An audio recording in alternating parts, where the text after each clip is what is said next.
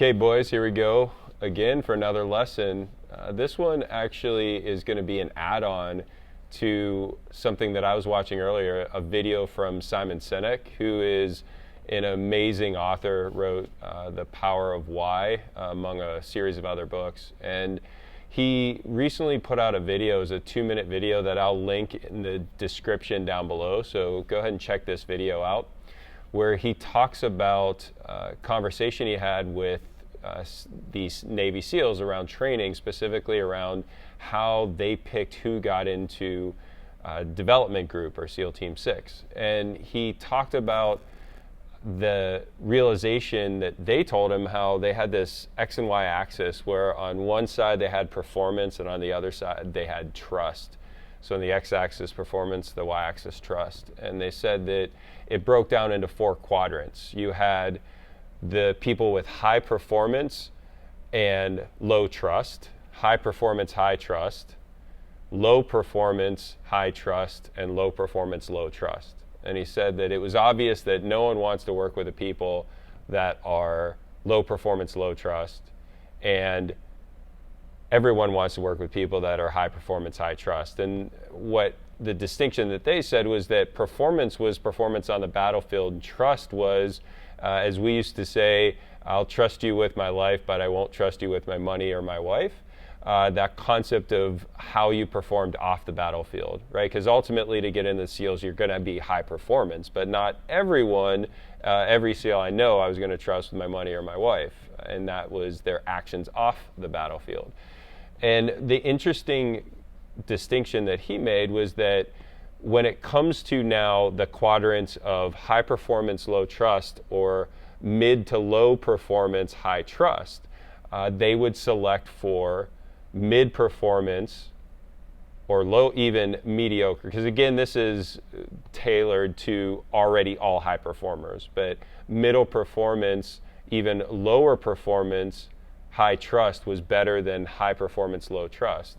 And the distinction that he made was saying that when we look at the corporate space, right, business, we only reward and really track performance. We don't track trust. And so ultimately, we create organizations that have people that may be high performance but low trust, which creates a super caustic environment. The other thing that he didn't talk about that I thought was really important is when you're picking your leader, your manager, right? Your people that are in charge, from the perspective of a SEAL, that would be me as an officer. Would you want high performance officers or mid to low performance officers? Ultimately, mid to low performance officers with super high trust are what you want, because an officer that has high performance is going to want to take action. Right? So it's going to want to be in the leading. And as we've learned in previous lessons, that managers, their job is to create and espouse leadership, not to lead themselves. So you want a manager that is in that mid-performance, right? They're capable, but ultimately it's all about trust.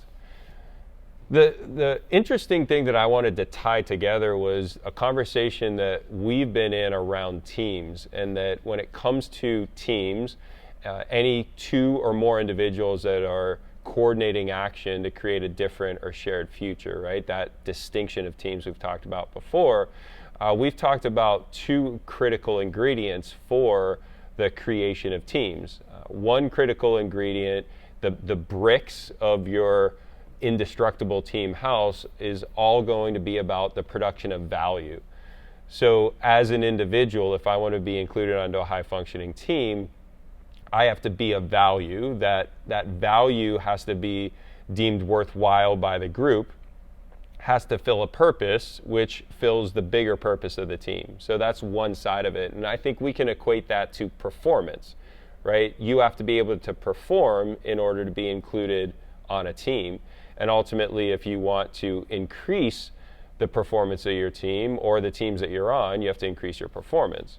Now, the second half of that equation is all about connection. And I've talked about if performance or value are the bricks of high functioning teams, then connection is the mortar that holds it together. And ultimately, you could have a house with really heavy bricks, right? Good high performers, and it would be relatively sound. But too much force, and even those heavy bricks are going to move without the mortar in between them. So being able to understand that we have to put as much effort into the connections that we create on our teams, and in doing that, right, we look at that in Simon Sinek's example as trust. The more connections we put into trust, the more ability we produce in trust and connections, the stronger that our teams are going to be. And ultimately, as a leader on a team, or using the language that we use, a manager of a team, that trust and that connection is the most important part. Performance, you have to have at least mediocre performance, but performance isn't nearly as important as creating that connection and trust. So hopefully this gave you a little bit of insight, and how would we apply that into your life is that anywhere you need to increase either the performance of a team or your performance on a team, understanding that it isn't just about performance, that it is as much about creating connection and trust with those on your team, and ultimately that's what holds a whole team together. So with that, hopefully you found that lesson impactful. If you want to connect with me and see any other resources that we have, you can connect with me on my new personal website called Larry360.com. So it's really easy to get to.